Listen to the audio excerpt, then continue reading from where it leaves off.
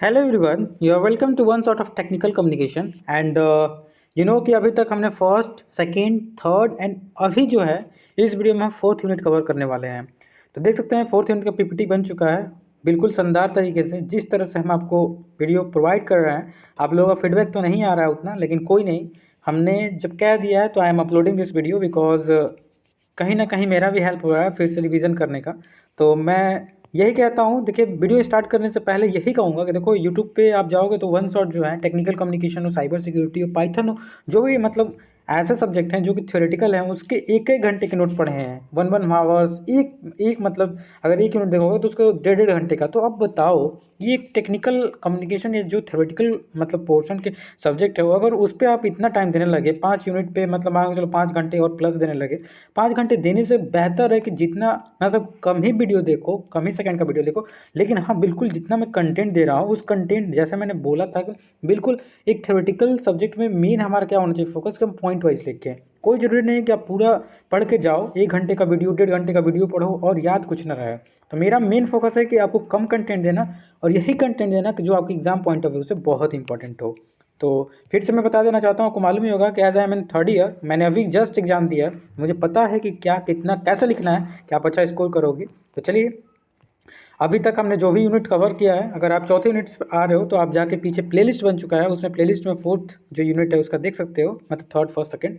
तो आज ये फोर्थ यूनिट जो है, फोर्थ यूनिट में कवर क्या करने वाले हैं। सबसे पहला लीडरशिप कम्युनिकेशन, फिर कम्युनिकेशन एंड सोशल कॉम्पिटेंस, फिर contains, feeling, intention, behaviour, providing and receiving feedback, difference between tact and intelligence, emotional intelligence, trust, communication, thinking skills, meaning and type। तो आप देख सकते हो जो हमारा फोर्थ यूनिट है बिल्कुल अपने लीडरशिप कम्युनिकेशन कैसे डेवलप करते हैं, क्या इसके इंपॉर्टेंस होते हैं, सोशल कॉम्पिटेंस क्या होता है, फीलिंग क्या होता है, बिहेवियर क्या होता है। तो मतलब एक ह्यूमन बींग को या एक स्टूडेंट को ये सब जो भी स्किल हैं ये उसके अंदर होना चाहिए if they want to work in company. Because जब कंपनी में काम करोगे ना और एक लुंज पुंज आपका पर्सनालिटी रहेगा तो आप कभी भी एक अचीवमेंट ग्रोथ नहीं कर सकते।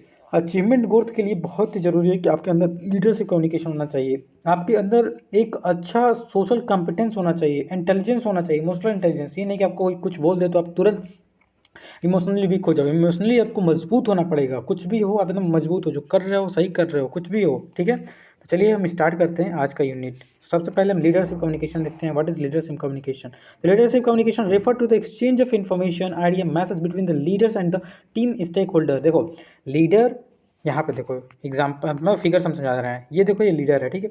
लीडर कम्युनिकेशन क्या होता है, लीडर के पास बहुत ज़्यादा हाई पोटेंशियल होता है, वो जितने भी उसके एम्प्लॉय होते हैं उनको अपने आइडिया थॉट को समझाता है।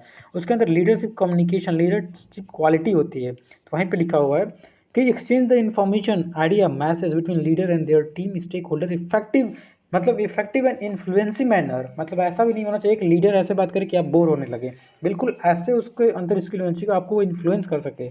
इट इज़ इसेंशियल, देखो यहाँ पे लिखा हुआ है, मैंने इसको इसीलिए मैं बोलता हूँ ना कि जो इंपॉर्टेंट है उसको मैं बहुत मेहनत करके उसको क्या करता हूँ, उसको मैं आपके लिए उसे हाईलाइट कर देता हूँ। तो it is essential for building strong relationship, aligning goal, ambition, motivation, motivating employ and driving organisation success. देखिए कि भी किसी भी ऑर्गेनाइजेशन हो, किसी भी कंपनी हो, उसमें एक लीडर होता है। लीडर का मीन क्या होता है कि वो ऑर्गेनाइजेशन को सक्सेसफुली रन करा सके, किस तरह से बिल्डिंग स्ट्रॉन्ग रिलेशनशिप।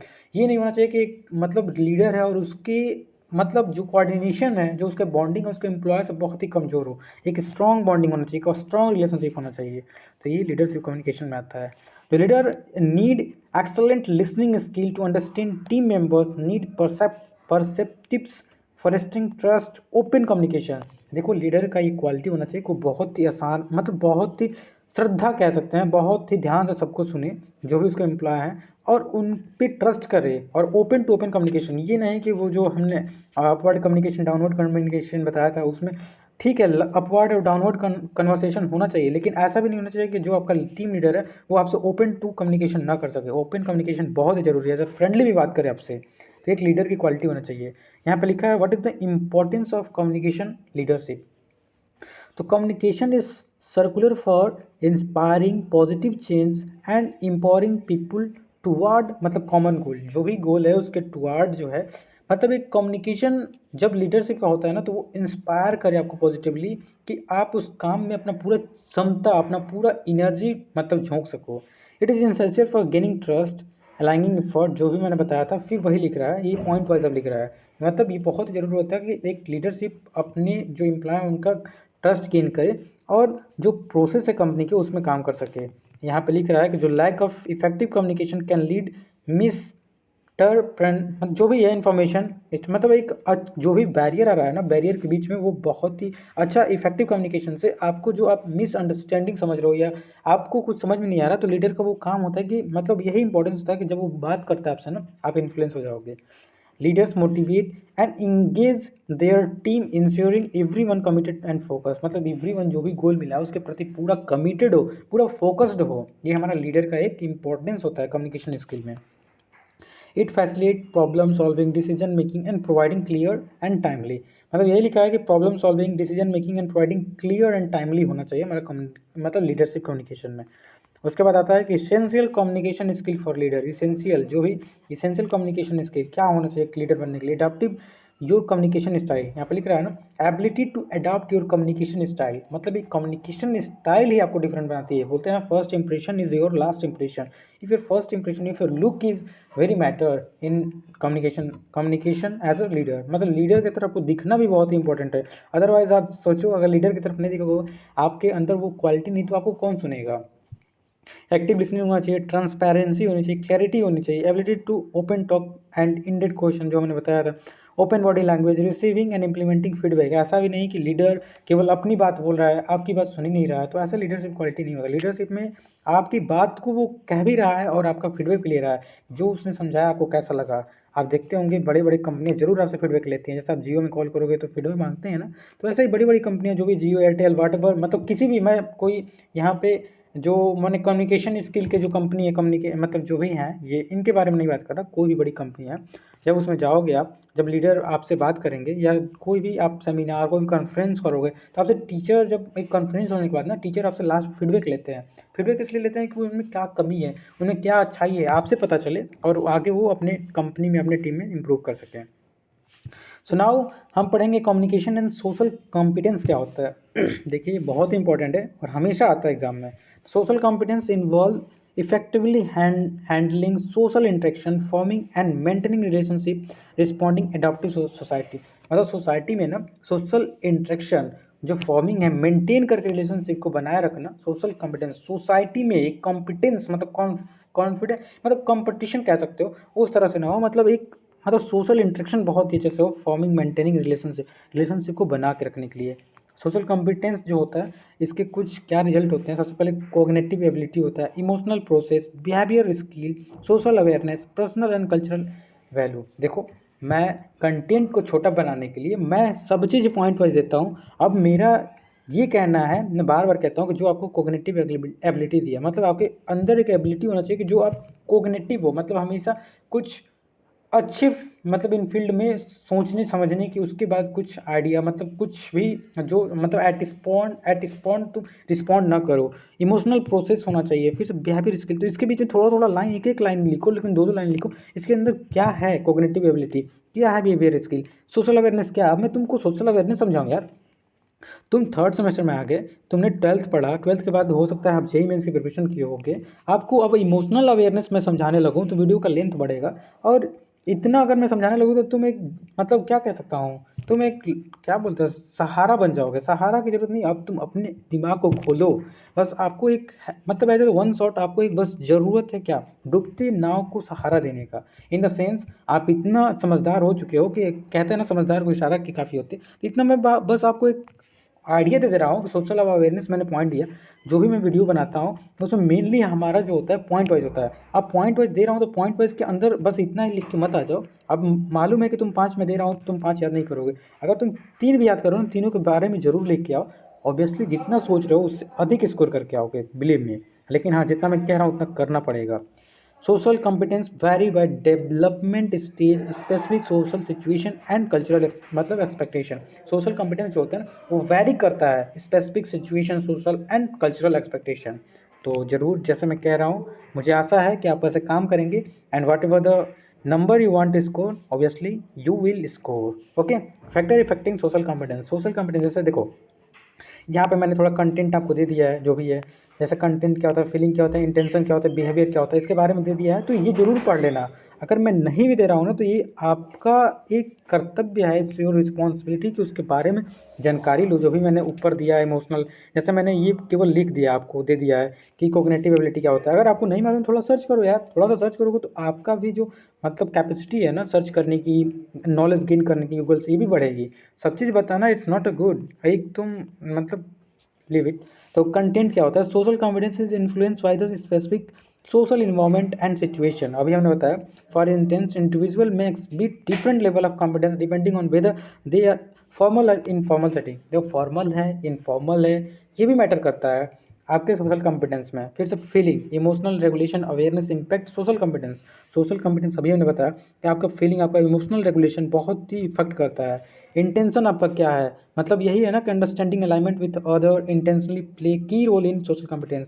इंटेंशन आपका क्या है, पॉजिटिव इंटेंशन है, निगेटिव इंटेंशन है, क्या आप करना चाहते हो, कैसे मतलब रिलेशनशिप को डायनेमिक और स्ट्रांगली बनाना चाहते हो, बिहेवियर आपका क्या है, तो ये सब कुछ हमने बताया।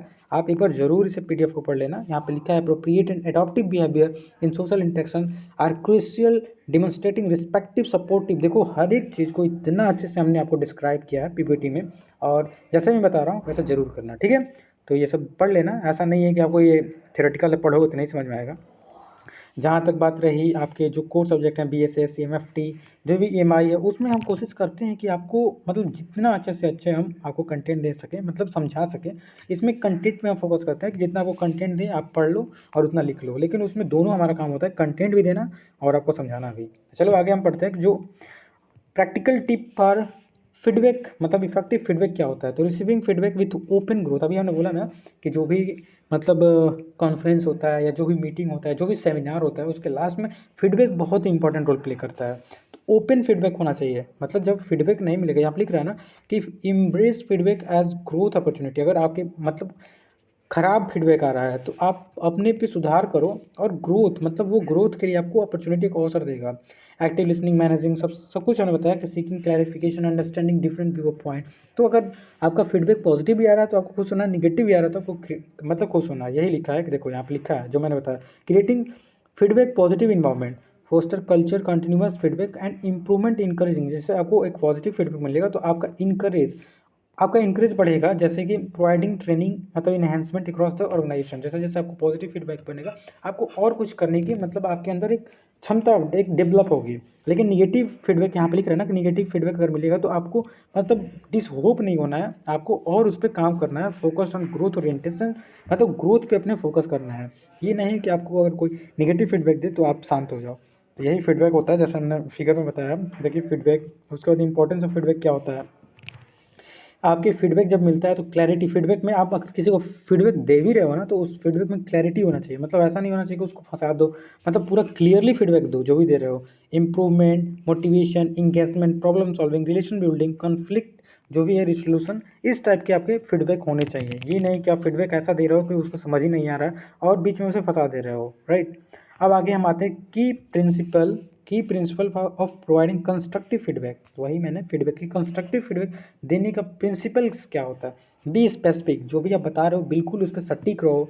Focus on behaviour not on personality, मतलब उसके बिहेवियर पे जाओ, उसको पर्सनालिटी पर ना जाओ। जब फीडबैक दे रहे हो, कॉग्निटिव फीडबैक, कंस्ट्रक्टिव फीडबैक जब दे रहे हो तो उसके जो भी बिहेवियर है, जैसे वो उसने बिहेव किया आपके साथ, मतलब जब भी आप किसी सेमिनार में किसी की भी बातें सुन रहे हो तो उसकी पर्सनालिटी से जज मत करो।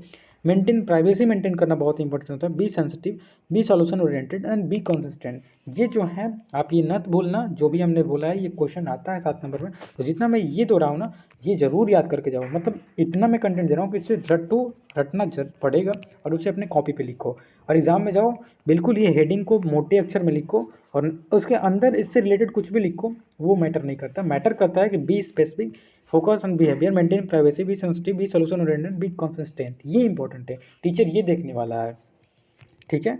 आगे बात करते हैं 4 way 4 way to give constructive feedback. बताया ना 20 स्पेसिफिक होना चाहिए। देखो इसमें हमने ऐसा फिगर आप भी बना के लिख सकते हो, जैसे मैंने फिगर बनाया हुआ है। जितना फिगर बनाओगे, जितने अच्छे से आप अपने कॉपी को डेकोरेट करोगे, be timely, be positive, be understanding, be specific, तो उतना अच्छा आपको मतलब नंबर मिलने का चांसेस हैं। तो अगर नंबर के पीछे भाग रहे हो तो ऑब्वियसली ये काम करना पड़ेगा। अगर 21 नंबर के पीछे भाग रहे हो तो जितना मैं कह रहा हूँ उतना कर लो, 21 अधिक ही पाओगे। ठीक है, अब आते हैं टेक्ट एंड इंटेलिजेंस, ये भी 7 नंबर में आता है, इसे बिल्कुल छोड़ना नहीं।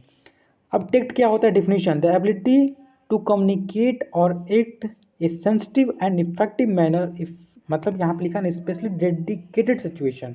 तो ये एबिलिटी होता है, एक मतलब कौशल होता है, एबिलिटी टू कम्युनिकेट और act sensitive and effective manner, एक सेंसिटिव और इफेक्टिव मैनर में इफेक्टिवली डेडिकेटेड सिचुएशन में आप किसी से कैसे बात करोगे, टेक्ट होता है। मतलब आप बहुत ही ज़्यादा डिप्रेस हो, आप बहुत ज़्यादा डिप्रेस हो, उस वे में आप सेंसिटिवली कैसे इफेक्टिव मैनर में कैसे बात करो, वो टेक्ट है। इंटेलिजेंस क्या है, the capacity of learning, reasoning and problem solving. Intelligence से दिमाग मतलब इंटेलिजेंस आपका बिल्कुल दिमाग से मतलब रिलेट कर रहा है। यहाँ पर लिखा है ना capacity of learning, reasoning and problem solving, तो ये आपका इंटेलिजेंस हुआ। अब डिफिनेशन बहुत focus, maintaining interpersonal relationship and handling, मतलब वही ना मैं कह रहा हूँ कि आप डिप्रेस हो तो उस समय आपको रिलेशनशिप को बना के रखना है, आपको जो भी सिचुएशन, सोशल सिचुएशन को समझना है। कॉग्निटिव एबिलिटी एंड नॉलेज, मतलब आपके जो एबिलिटी हैं जो आपके कॉग्निटिव होनी चाहिए, मतलब सोचने वाली होनी चाहिए, ऑर्गेनिक थिंकिंग होनी चाहिए, और नॉलेज को गेन करने की प्रोसेस होना चाहिए।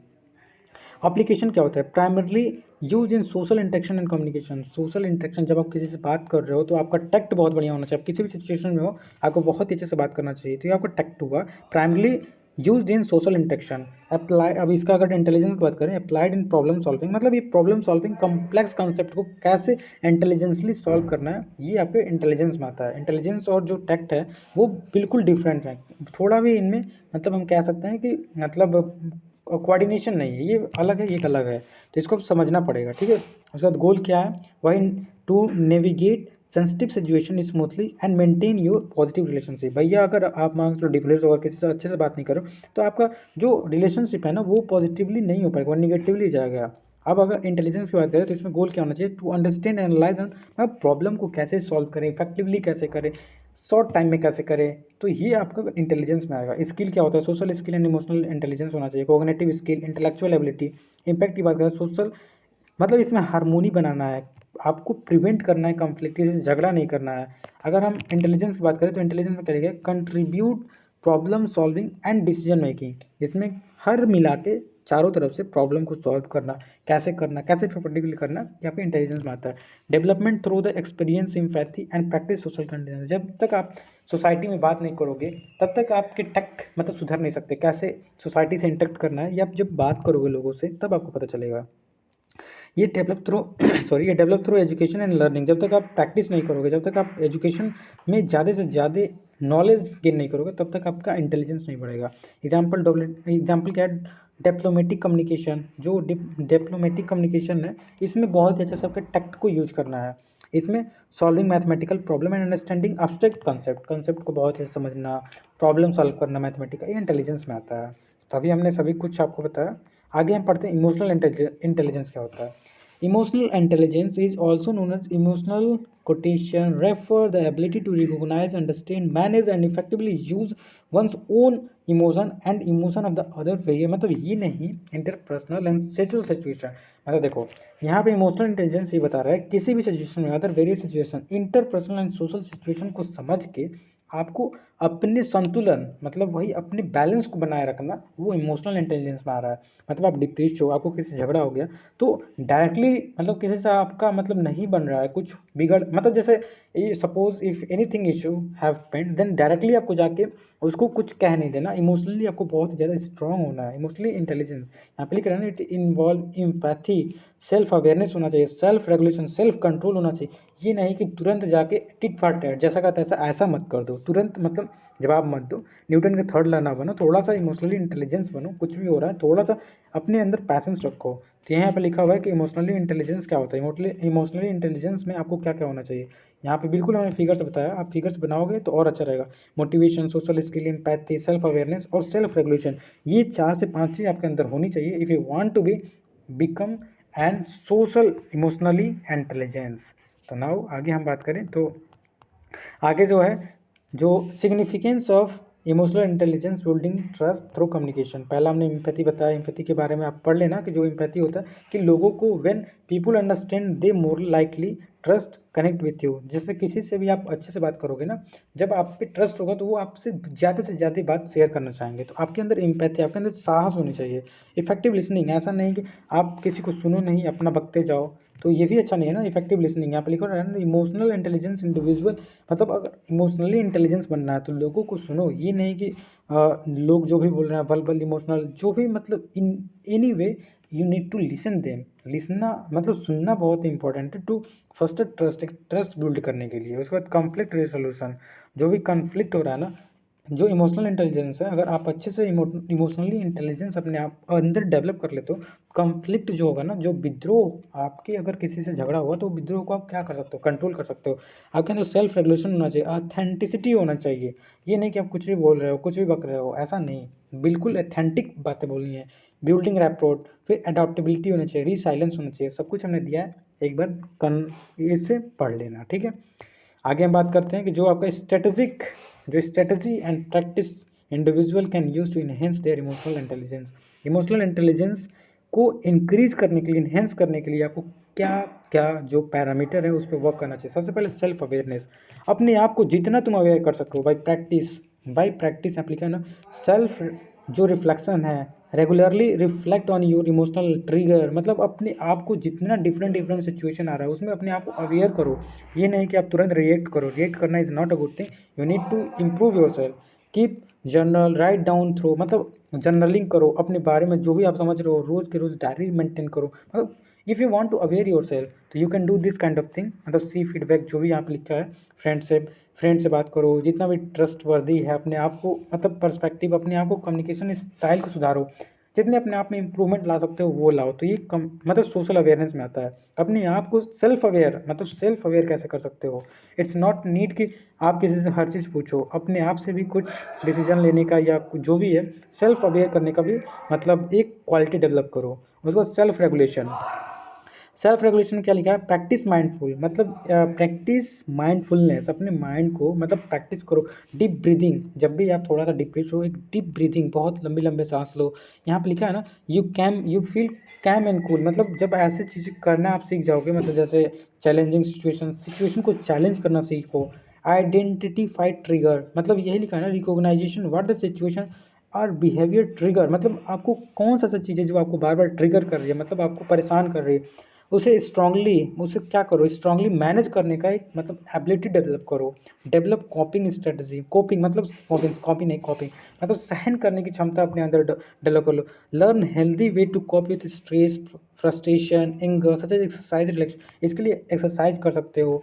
एक्सरसाइज बहुत ही आपको मतलब अच्छा फील कराएगा, एक्सरसाइज करो। जैसे हमने डीप ब्रीथिंग वगैरह, रिलैक्स करो अपने आप को, मतलब रिलैक्सेशन जो टेक्निक है उसको सीखो। सीकिंग सपोर्ट फ्रॉम अदर्स मतलब और लोगों से बात करो। इस तरह से अपने आप को क्या कर सकते हो, आप सेल्फ रेगुलेट कर सकते हो। जैसे सेल्फ रेगुलेट करने के लिए यहाँ पे बताया है 5 चीज़ें करना चाहिए, बहुत इंपॉर्टेंट है। डीप ब्रीदिंग पहला, प्रोग्रेस मसल रिलैक्सेशन, मतलब अपने मसल्स को रेगुलेट करो। फिर से माइंडफुल रिलैक्सेशन, मेडिटेशन करो। मेडिटेशन करने के बाद आप मतलब वही जर्नलिंग करो, जितना अपने बारे में लिख सकते हो जर्नलिंग करो, एक्सरसाइज करो और अच्छा स्लीप लो। ऐसे जब करोगे ना तो आप अपने आप को self regulate, self aware, self control कर सकते हो। उसके बाद एम्पैथी इज़ रियली इंपॉर्टेंट। जैसे यहाँ पे लिखा है एक्टिव लिसनिंग होना चाहिए, मतलब परस्पेक्टिव टॉकिंग होना चाहिए। तो ये सब जो है ना एम्पैथी के अंदर आता है। तो आपके अंदर एक साहस होना चाहिए कि आप कैसे किससे मतलब बात कर रहे हो, कैसे वैलिडेट कर रहे हो, तुम्हारा क्या फीलिंग है, तो बहुत इंपॉर्टेंट रोल प्ले करता है। उसके बाद सोशल स्किल भी आपके अंदर होना चाहिए। Practice effective communication, work on your verbal and non verbal, मतलब सोसाइटी से कैसे बात करना है, सोशल मतलब जो सोसाइटी है उसके अंदर आपको कैसे मतलब बहुत ही अच्छे से अपने आप को मतलब बना के रखना है। तो आपको वर्बल नॉन वर्बल कम्युनिकेशन आना चाहिए। मेंटेनिंग आई कांटेक्ट होना चाहिए। यूजिंग ओपनली बॉडी लैंग्वेज होना चाहिए। इफेक्ट स्पीकिंग क्लियरली होना चाहिए। आप अगर अच्छे से बात ही नहीं करोगे, आपको कब फॉर्मल बात करना है, कब इनफॉर्मल बात करना है, कैसे आई कांटेक्ट करना है, अगर आप नहीं जानोगे तो कैसे आप सोसाइटी में अपना एक पहचान बनाओगे। अगर सोसाइटी में पहचान बनाना है तो आपको ये सब चीज़ें करना पड़ेगा। कॉन्फ्लिक्ट रिसोल्यूशन मतलब कॉन्फ्लिक्ट जो भी हो, विद्रोह, उस पर मतलब क्या कैमली, मतलब बहुत ही शांति से और कंस्ट्रक्टिव वे से फोकस करके उसे जीतने की कोशिश करो। मतलब ऐसा नहीं कि सभी कॉन्फ्लिक्ट को जस्ट यू कैन मतलब मिसबिहेव एंड मतलब ऐसा नहीं होना चाहिए। आपके अंदर एक फोकस, एक कंस्ट्रक्टिव कैम, एक आपके अंदर मतलब एक कैम मतलब एक शांति वाला भावना होना चाहिए कि कॉन्फ्लिक्ट को कैसे रिसोल्यूशन। नेटवर्किंग, नेटवर्किंग मतलब क्या लिखा है, building maintain positive relationship by networking. जितना अपना नेटवर्क बना सकते हो पॉजिटिवली उतना आपके लिए, आपके जो प्रोफेशनल है, प्रोफेशनली और पर्सनली आप बहुत ज़्यादा स्ट्रांग हो जाओगे। तो ये लिखा हुआ है कि आप सोशल स्किल कैसे डेवलप कर सकते हो। सबसे 10 चीज़ तो मतलब एटलीस्ट इसमें 10 पॉइंट हमने लिया है। 10 point be really important if you want to maintain और if you want to enhance your social skill. सबसे पहले मेंटेन योर आई कांटेक्ट। सबसे पहले जिससे भी बात कर रहे हो ऐसा नहीं लगना चाहिए कि आप उससे मतलब शर्मा रहे हो या यू आर फीलिंग साई। तो सबसे पहले मेंटेन आई कांटेक्ट। दूसरा जो use proper body language, body language भी अच्छा होना चाहिए। एग्रेसिव नहीं होना चाहिए, जो भी आप बात कर रहे हो असर्टिव वर्सेस एग्रेसिव के बारे में आपको पता होना चाहिए। Know your challenge, be flexible, accept जो क्रिटिसिज्म है उसको आप समझो। रिमेन पॉजिटिव ऑलवेज, मतलब ऑलवेज पॉजिटिव रहो। Be teachable and so perceptive, be human. एक लास्ट आपको ह्यूमन रहना है, आपको ऐसे बिहेव नहीं कर रहा है कि you are animal, you are जानवर, राइट। तो ये आपके मतलब ये चीज़ें आपके अंदर होनी चाहिए। उसके बाद लास्ट होता है relationship management. Building trust, be consistent, reliable and honest, your intention establish, maintain trust. मतलब बिल्डिंग रिलेशनशिप, जब आपको रिलेशनशिप बिल्ड करना है किसी से भी, आपको एक अच्छा फ्रेंडशिप बनाना है, तो उसके लिए बहुत इंपॉर्टेंट होता है कि आप उससे हॉनेस्ट रहो, हमेशा ईमानदारी से ट्रीट करो और ऐसा बात करो कि आपसे वो ट्रस्ट कर सके। तो लास्टली अभी तक हमारे साथ आप रहे हैं तो आपका ये 4th यूनिट भी कवर हुआ। Thank for watching till now. And obviously आप अभी तक देखें हैं तो ये भी मत बोलो कि जितना शेयर करोगे आपका भी नॉलेज ही इंक्रीज़ होगा। तो थैंक यू।